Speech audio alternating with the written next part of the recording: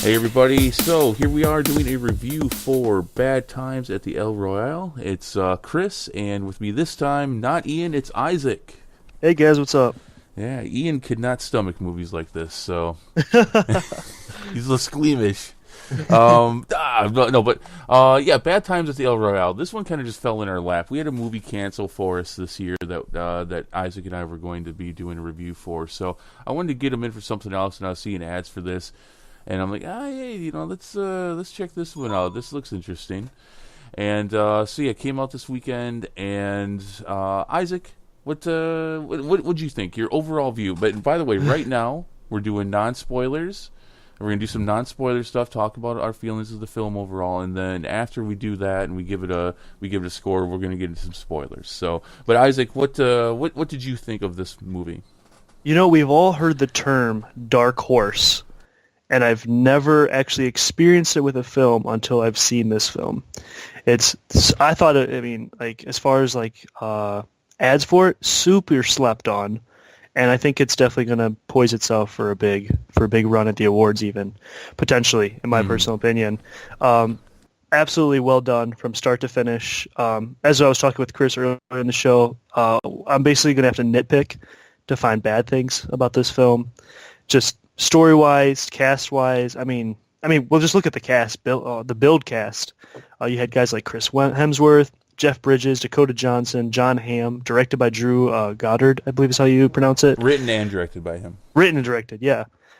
Overall, just blown away, man. Honestly, blown away. I agree. I'm in the same boat. Anything I find wrong with this thing is a nitpick.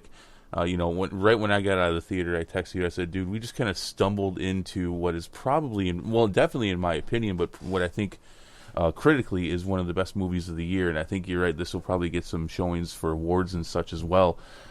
This movie is fantastic from top to bottom. It's a lot like we had said before we started doing a review here. This thing was so much bigger in ability and scope than what we thought it was going to be. I thought I kind of directed us into doing some kind of whodunit kind of film. It is so much more than that. Although that's kind of there too. This is fantastic though. This movie was from start to finish. This is everything that you kind of hope a movie is going to be as far as just quality. Oh yeah, like quality of story, quality of acting. It offered you a little social commentary without just outright blowing it out of the water and becoming distracting. It's just a great film. Yeah. Now, there's not a lot we can say right here in the non-spoiler, and that's just because of the nature of this film. It really builds off of everything that goes on throughout the film, which generally those events are absolutely insane and mind-blowing. But at the same time, they're kind of strangely appropriate, and I think that's a balance that the director is keeping in this film, which is good. And I think, in a lot of cases in the last year or so, I've made some arguments about why writers shouldn't also be directors and vice versa.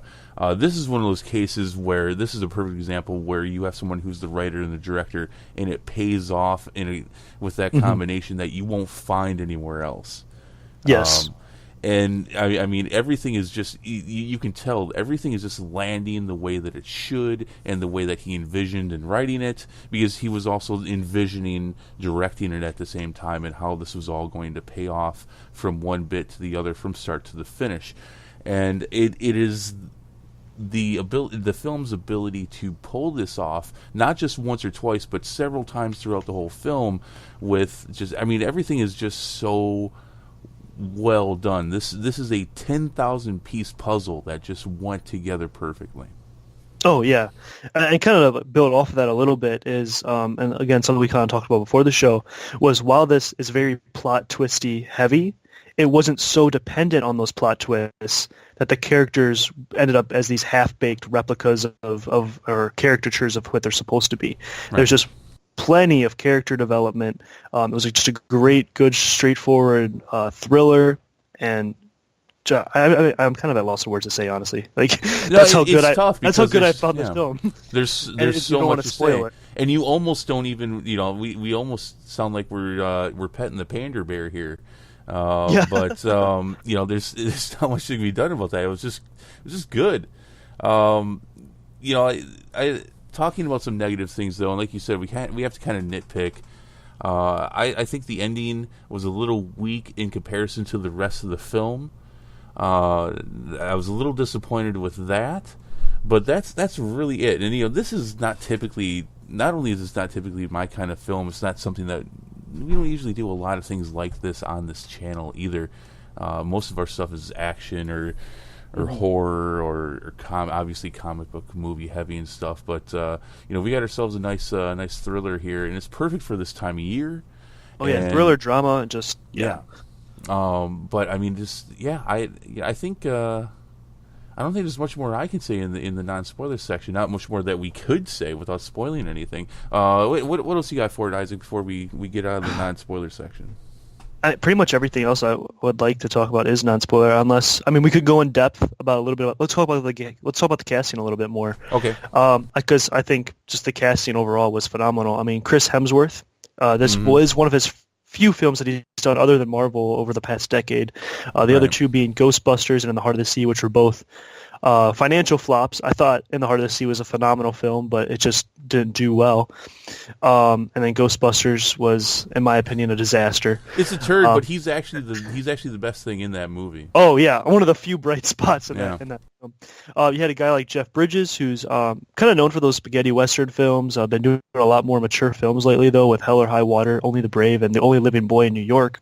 And it was really cool to kind of see him branch out of a typical role that you might suspect that he'd be in. Mm-hmm. Then you had Dakota Johnson, who's probably best known for 50 Shades of Grey, coming in with a completely different role type, which was also refreshing to see. And then you have a guy like John Hamm, who's known for Mad Men. He did a lot of animation work with Shrek and the Minion movies. Okay. And something doing very different with him as well. I did not know most of that stuff about these people. Well, you know me. I always like that little bit of personal touch and knowing more about the actors. So. The only thing I would say that just to add on to that, Chris Hemsworth, which has not done a lot. But if you've been watching him though outside of playing Thor, he does have a lot of range. And there's people have been saying that he can do a lot more than what we're seeing, and that's definitely the case here. Oh geez. Gonna have to wait till spoilers. I can't say anything more on that right now. Jeff Bridges though did not surprise me. He's obviously getting up there in age a little bit. I've been seeing him in movies since the '80s, so I've known he's had range, and he's a good actor. He's ever since what is it called? Oh geez, I can't remember the movie. That's horrible of me. The Big Lebowski. Yeah, but ever since then, and everybody points to the Big Lebowski, but ever since then, you can see the guy's got an enormous amount of talent. He did that. He did No Country for Old Men, which was phenomenal. And especially those ones that I named earlier. I don't know if you've seen him in any of them. But again, just great. He's fantastic. And he for in large part carries the most of the weight on his back in this film. And it's right where it should be. It's in good hands, and he does a really good job. It's just good to see Dakota do something other than get whipped in a back room, Oh boy! Well, and I haven't even seen that, so I guess I didn't even know you do a little bit more research on the cast than I typically do, and you were telling me that. I'm like, oh, okay, well, I guess I'm glad she's got a career outside of that, because she probably wouldn't have. I don't know what to say. She did fine. I thought the cast from top to bottom was really good. And that's just the build cast. Yeah. Like that's not even the people that we didn't say. Everyone, even I was about to say the standby characters, but that's not what you would call them. Right. But they were phenomenal as well. And then director Drew Goddard. I'm going to keep pronouncing it different ways, so eventually I get it right. Just keep throwing it on the wall, see what sticks. He actually wrote The Martian, which starred Matt Damon a couple years ago, and he also wrote and directed Cabin in the Woods. It was, and I didn't know that when I went and saw this, and after I got out and I was doing a little bit of research on it, and I saw that he did the Cabin in the Woods, then I'm like, okay, that makes perfect sense. You can kind of see some. It's not like a replica, but you definitely see some similar traits in it. Definitely, especially when it comes to playing with tropes and audience expectations, and then using your location as a character. But and then twisting it on its head. So, oh yeah. Thankfully, he yeah. didn't go like full M. Night Shyamalan, who just you just twist it like a complete 180, and then you're like, what? Like, Right. but All right. So yeah, let's rate this thing. 1 out of 10 shotgun blasts, and I'm not going to say anything more. You're going to have to see the movie to understand that one, or listen to our spoiler section. But 1 out of 10 shotgun blasts. What do you give it, Isaac? I'm gonna give it 9 shotgun blasts. All right, I'm going to give it 9.5. I've been trying to, ever since I saw it the other night, I've been trying to decide. I'm going to give it 9.5. There's not much more this movie could have done to have been its best movie possible. Mm-hmm. This isn't just one that I enjoyed seeing. This is not. I mean, this is one that's going on my personal shelf. This is. Nice. I'm going to watch this one again and again as time goes on. I have no doubt. So, all right. So if that's going to end it for you guys right there, please, if you liked our review. If you can give us a like and go ahead and sub, that'd be great. Otherwise, if you just want to comment below, let us know what you thought of the movie. We're seeing the overall Rotten Tomatoes score for whatever that's worth to you, somewhere around the 70%, and I think still in the 90s for critics, or at least that's the last time I'd seen it. So yeah, let us know what you thought of the film, your best parts of it. But at this point, then we're gonna get into some spoilers. So if you don't want it spoiled for you, now would be the time to shut it off, and we'll catch you in one of our next reviews. Isaac, so let me just start with this, and I kind of made a mention there with how we rated it, the Shotgun Blast. Yes. Thank you so much to the director/writer for actually using a shotgun appropriately in a movie. This drives me nuts, and has driven me nuts for decades. Someone who's been around guns my whole life. One of my first jobs was at a shooting range. Okay, so you know. I know very well the real and capable destruction of a shotgun shell. I mean, for 2/3 of this movie, that is the only gun that's fired, and it's fired one time, and just ripples through the whole damn thing. Like everything falls apart from that moment, but just from a technical standpoint, actually seeing the appropriate destruction that, because obviously in action films you see shotguns all the time. They're not portrayed accurately at all as far as their actual destruction, but one freaking shotgun shot, and just this whole movie, just everything just gets shaken up, and it was the sound was right, and everything was perfect. Yeah, it was. I think perfect. A lot of critics are going to be mad because they're like, "Well, the gun couldn't really do that much damage." It's like, no, if you hang around guns, it really does. It really does, because we're so expecting like seeing shotguns. They're basically like sniper rifles. You just like fire. It's just like, but that's not how a shotgun works. No, and it drives me nuts, and it has forever in movies, because people get, for example. And this wasn't in a movie, this was in a TV show, this was in Fear of the Walking Dead, where one person shoots another person, shoots them in the shoulder, and they actually kind of portray it where they got some pellets in their shoulder and stuff. I'm like, no, I'm sorry, that shoulder's gone. Yeah, it's wrecked. They don't have a shoulder anymore. Probably not even much of the upper body. It just drives me nuts. That's the most recent time I can think of. But I mean, for decades it's been like that. So just a little personal thank you on that, because you just don't see it much anymore, or at all. Yeah, dude. Okay, we're in spoilers. This movie is fucking nuts. It is. Yes. We've talked about this a little bit before the review on how, and maybe you'll remember the characters' names a lot more than I do, but the FBI agent, he gets killed, and just as a viewer, that kind of sinks you, because he's kind of setting this up where you don't really, there's something, initially when you meet all these characters, they're interesting, but you don't like them. You can tell something's up with every single one of them. Yep. But they start leading this guy on as kind of the hero of the film, and then boom, like right away. Literally boom. Literally boom. He's gone. He's done. And it's like, whoa. Because this is just kind of the, I'll just say, masterfulness of the director here. Just he just does such a good job of leading you into what he wants you to feel, and what he wants your attention on throughout this whole damn thing. And kind of like I hinted at a little earlier in the non-spoiler alert, was it's not just the people that themselves that are characters, but the whole hotel itself is a character. Like if you're looking at the artwork on the walls, and just like if you just like look beyond the character and just like look behind them, a little bit, you really see like all kinds of stuff, like big history. And we'll get into this a little bit later, obviously, about the whole conspiracy we think about Monroe, but that was phenomenal. Like that was great, just using their space as a characters as well, full of information. So I think I'm gonna have to go back and rewatch and like see if there's even more clues, but yeah, there's a good chance I can go see this one again even before it leaves the theaters. I really enjoyed it, and yeah, in part because there's just so much going on. What kind of audios and visual cues did we have about things before they happened? Yeah, but I mean, this was just like I said in the non-spoiler section, I thought that we were going to be going and seeing some kind of whodunit kind of Clue kind of movie, and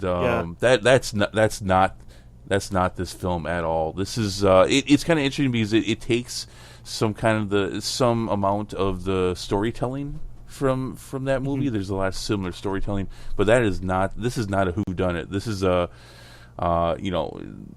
what's the motives of everybody, and why is this all happening? And I mean, it's normally in a movie where you have all these like a meeting of all these horrible things and all these horrible scenarios all meeting up at one place at one time, it usually doesn't turn out very well. But and I mean that as far as a film, it doesn't turn out very well. But I mean, this obviously doesn't turn out very well for pretty much anybody in this movie. But it just did such a good job. You can tell that a lot of thought and care went into creating this. Yes, and I think a huge prop to the director, to the whole staff behind Battle Times, is the whole way they presented the trailer. Even because kind of going back to you said, it presented itself as very much a whodunit film, maybe a little bit of a Bates Hotel vibe. Chris Hemsworth is going to be this huge, like, intricate part of the film who's there from the beginning to end, and that is not what this film was at all. And so it gave like plenty of information in the trailer without giving away the movie, which is very backwards of what a lot of trailers have done recently, and it sold itself very well. And I mean, obviously Chris Hemsworth is a big part of the film, but doesn't come until much later than what you thought. Right. And yeah, just great job. His presence is known, I'd say, about halfway through. Yeah. We really start finding out what he's going to be doing, and just at the end, though, I mean, it's all freaking Helmsworth and what his character's up to. It's appropriate that the cult leader. All right, well, now he's come in at an opportune time, and now he has just taken this whole scenario and twisted it, and it's like, all right, now this is what I'm going to do with all this, and it's just like, my God. And it was great because usually if you bring a character halfway through a film, they're like I said, a half-baked caricature, and he wasn't. He was already a very well developed, just because of all the clues we had beforehand. Right. With Rose and Dakota Johnson's character, and just great. And that was really cool to see. Like, yeah.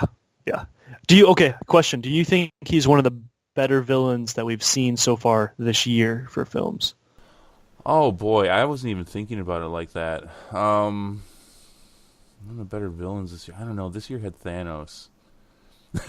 Yeah, true. That's a pretty big villain. Yeah, probably. I guess it's kind of funny, and that's where this film's a little bit different than most others. Is that most films tell a story in a very specific way.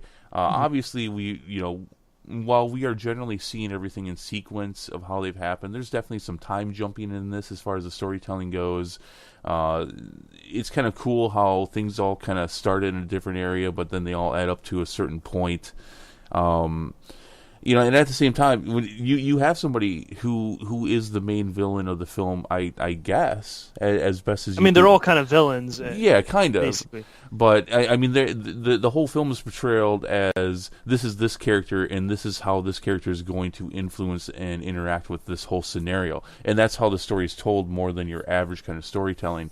But yeah, I would think so. And the whole performance at the end, which is kind of funny because that's probably the most normal time of the movie as far as your average storytelling is being told in a film, is at the end, where it's like, okay, now you've got, here's your villain. These people are being held captive, and now we're going to kind of play this out normally. So, except for your hero. Your hero ends up being he's like dead now. Yeah, well, but the real hero, right. Your hero, the guy who saves the day, is the least expected, which was amazing. I in fact, in particular, when they when he plays the roulette and he kills what's her name? He kills Dakota Johnson, but it's Emily. Her name's Emily. Emily. He kills Emily. I'm like, oh man, see, that's what this movie's trying to do. Is this movie, which is, I still think, appropriate, where they're always trying to swerve your expectations, but give you something else. I did not expect the desk clerk to be the hero, and pick up a gun, and it's like, I mean, all the things, because in everything that's led up to that point kind of masks him. He's saying, well, I've done all these horrible things, I've done all these horrible things, I've seen all these horrible things, and he wants to repent, and he wants to be forgiven, and your expectation is like, well, okay, so he's doing drugs now, he's shooting heroin, and he's seeing all these horrible things, and that's, maybe that's scratching the surface, but then you find out, no, actually it's because he's a Vietnam vet and a sharpshooter, and he's done, he's sick of it, and so he's going to save everybody and just blow the shit out of all the bad guys, the cult leader and the cultists, and boom. But and it's saying that, the coming out of my mouth sounds horrible. Yeah. But it was done so well. It sounds very cliche when you say it, but when you watch it, it's like, wow, that's actually not how it was, though. Right, but and again, that's kind of the beauty of this movie. That's why I'm like, bravo for this film, because it's like, wow, man, you threw a lot into this soup, and it shouldn't taste good at all, but it tastes really damn good. Like watching the trailer out when you told me we're gonna do this film, I was like, man, this is gonna be a one long review. Like, this is gonna suck.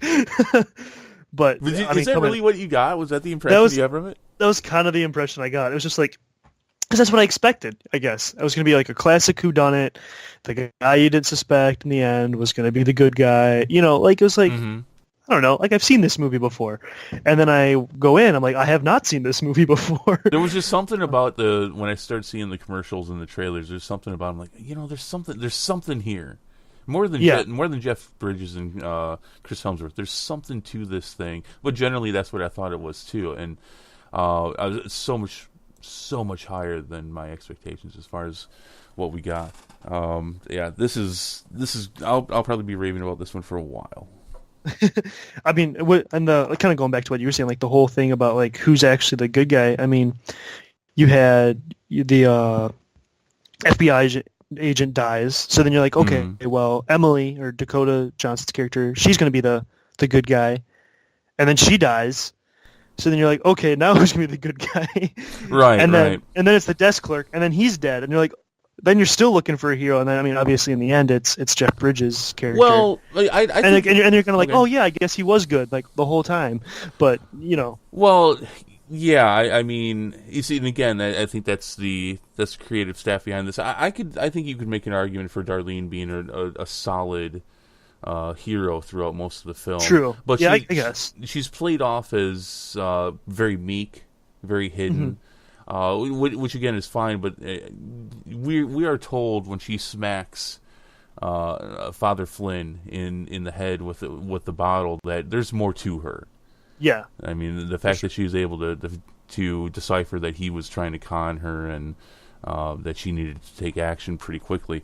So I think you're safe with Darlene, but no, you're right. I mean, these characters are all very three-dimensional, and there's a lot of character growth here. Where if I can't remember his character's real name. He's obviously not a priest. So Jeff Bridges' character, he's a pretty likable guy for the most part. But something's not only do you know something's up immediately that he's not really a priest. They even tell you so much in some of the ads that he's lying, and they're trying to tell you, look, this is someone you can't trust. Because not only is he lying about who he is, he's lying about being someone of the cloth. There's a history here. He's hung out with bad people. He's done some bad things. But generally speaking, he is your typical, again, going into tropes, he's your typical older criminal that goes by a set of rules. Yeah. And but has his moral code and whatever. Right. But I mean, but at the same time, they play off the fact that he has a disability with his memory.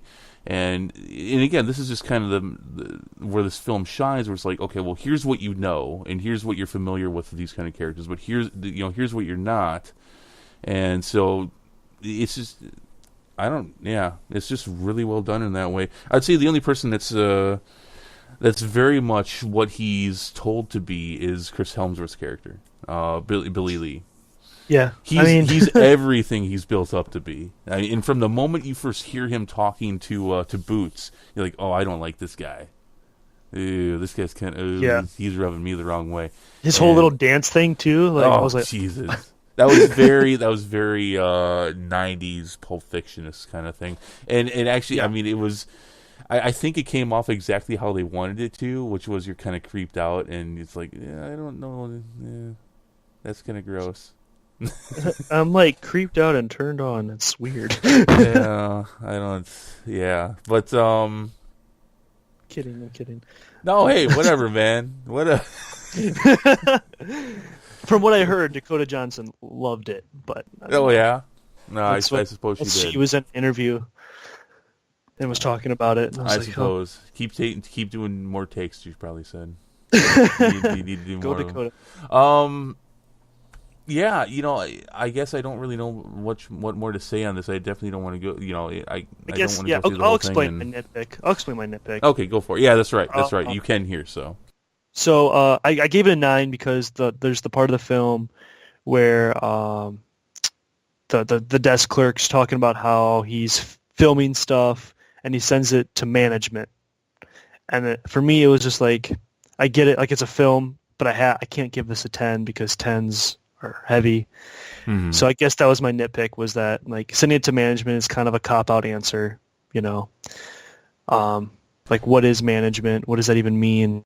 Like, right. Like, are they like TMZ? Or are they like a political party? Or like those have been kind of cool things to like dive in a little bit. But I also at the same time I get why you can't, because it's it's a 2-hour movie. Yeah, exactly. And I think, and again, this is no excuse. You're right. I mean, he picked this plot point, and so you've got to live with it. But I think you kind of hit on it there, that in order to go into that, I think you have to expand, which is practically a 2.5-hour movie to begin with. You kind of have to expand things a lot further, and you're kind of going into more elements than you probably need to. But it's kind of like, well, who's management? What's that all about? Who owns this place? Why is it a bi-state hotel? And you're going a little bit further into that than you really need to for this story. But to kind of go off that point and the film stuff, I mean, I think it's pretty obvious it was JFK. Yeah, that was pretty clear, especially with the whole he's dead Monroe? now. Well, yeah, you said Marilyn Monroe, and I didn't catch on to that, but tell them why you think it might have been the two of them. Well, you see her picture outside like a lot, and that's pretty much it. It's just like see her picture a lot, and then they're talking about like JFK, and it just, for me, that just kind of like tied it. I mean, everyone knows the story of how everyone thinks JFK and Marilyn Monroe had an affair. And I mean, it's obvious that this hotel was made for, like quickies and like doing things in secret, and it just so happens there's a tape of who it's pretty clear that it's JFK. I don't know. It seemed like a lot of, like like evidence, inconclusive evidence. What do they call that in court? Circumstantial evidence. Yeah, no, definitely. I mean, I think most people probably, unless they don't know who JFK is, which I mean, we are getting kind of far away from that at this point. That's true. Yeah. Yeah, I think if you know a bit about American history and such, yeah.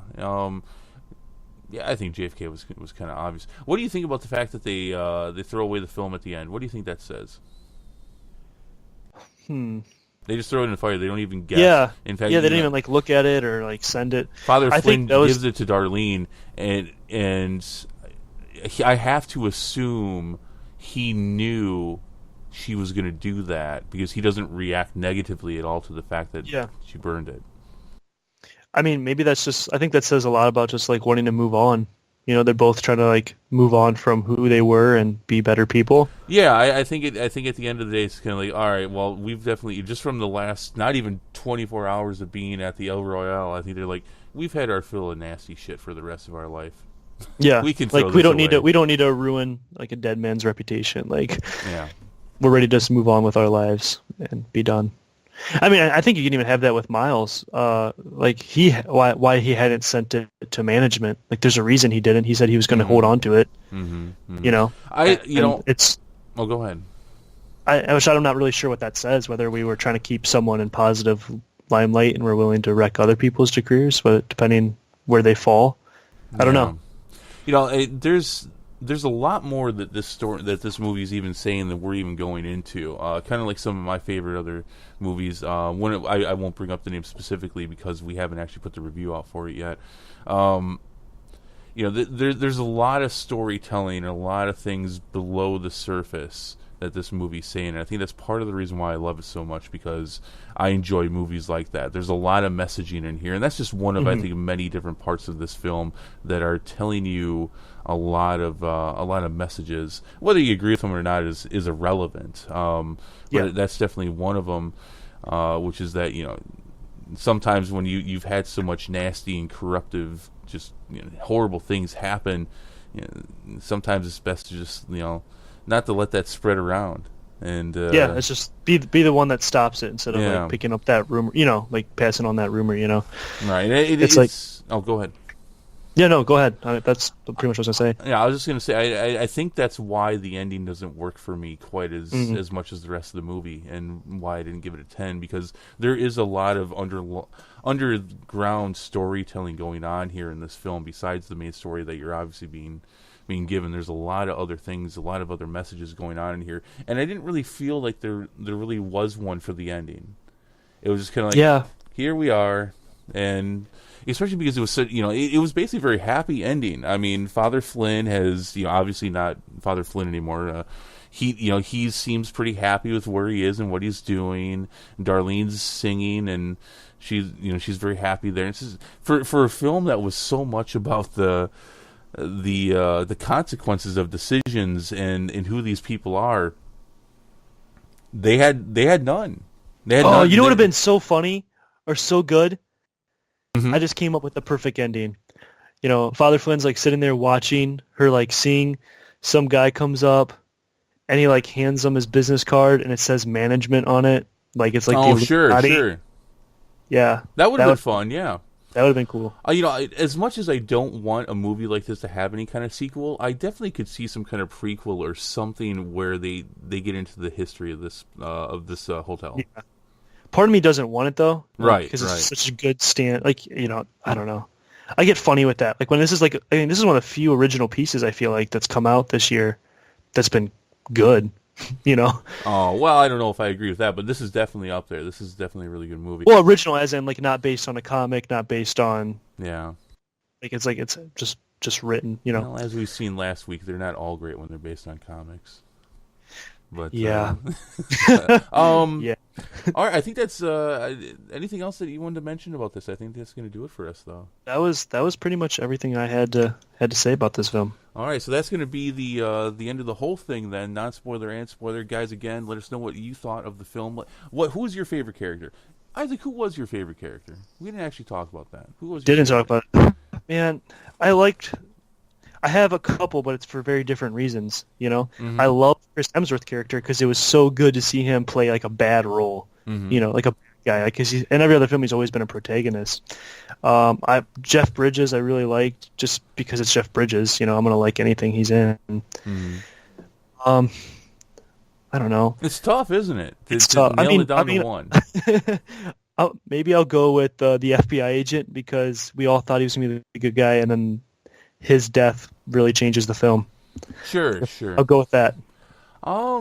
God, and even then when I asked it, then I started asking myself a little bit more. I thought it was going to be Darlene, but I actually think for me at the end of the day, it's going to have to be Miles. It's going to have to be the desk clerk. And maybe that has something to do with the fact that I worked at a desk clerk at a hotel for years. But, I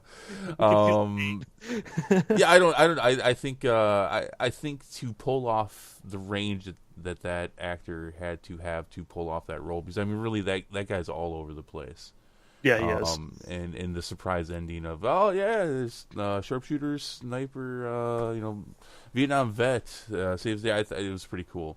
He doesn't get some. If this movie doesn't get any kind of awards, I'm sorry, but the Oscars are rigged. I'm telling you right now. Gets an award from me. I don't know. I'll go out and get it like a gift card for Starbucks or something.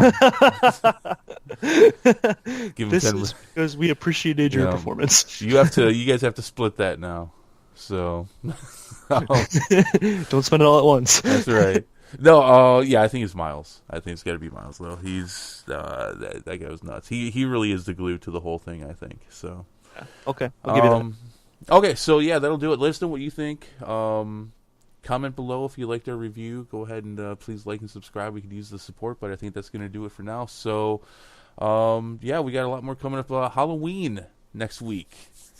Jason and I will be doing Halloween. Daredevil Season 3 coming out, and Ian and I are going to be ridiculously busy with Soul Calibur 6 Let's Plays and such. Something that we've been delving into for the last month, and we'll keep going strong with now. So, there will be a lot going on here in the channel. So, but yeah, that's it. Any last words, Isaac? Be good, people. Love each other. I don't know. All right, there it is. All right, we'll see you later. Peace out. Hey people, thank you for tuning into this episode and taking a listen. If you like our content, if you like what you're listening to, is there anything to go over, hey, please, we would not only love to hear more from you, but it would be great if you could throw some support. You can subscribe right below. Also, you can toss us a line anytime. That's ksongmedia@gmail.com. Of course, you can tune in for our channel anytime for movie reviews, game reviews, a lot of random wacky stuff.